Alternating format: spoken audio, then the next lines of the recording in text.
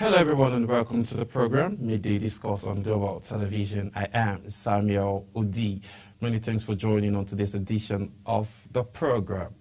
On today's edition of the program, we're looking at climate change and we'll be seeking measures to address flooding in Nigeria.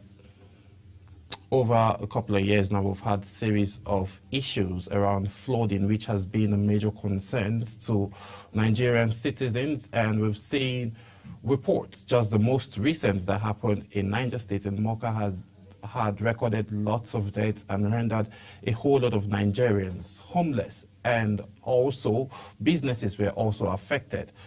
This internal displaced persons now automatically has been challenged after this devastating incident that happened a couple of months ago, and they are still struggling to find a way to get on their feet. Looking at it from this angle now, palliative and other relief materials have been provided by state governments, that's talking about Niger State.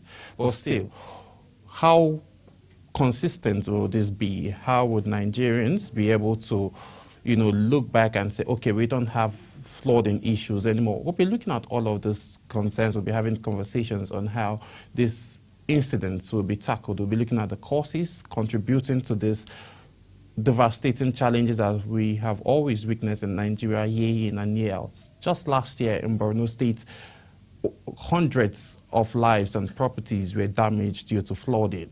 And now some persons in that part of the country are still yet to recover from that devastating incident. This year, again, we witnessed the same thing in Niger State, where it happened. Especially the northern region, remains a focal in this crisis. From shrinking farmland to terrorist violence, communities in Borno, Yobe, Zamfara, Katsina, and parts of Niger State are experiencing both climate-related and security emergencies.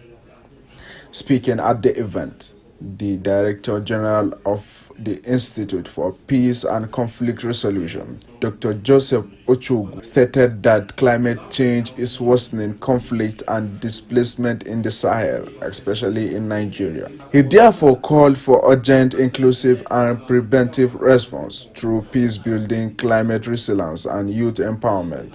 He aligned the theme of the seminar with President Tinubu's renewed hope agenda and appreciates support from partners like Friedrich Ebert Stephen. As we deliberate today, please note also that we also align with President Tinubu's foreign policy doctrine, which is the 4D, anchored on democracy, development, demography, and diaspora. Ambassador Usman Serki, who was the guest speaker, emphasizes the need for collaboration with the government, highlighting ways to curb the menace. Itself is a major player and stakeholder in the Sahel region.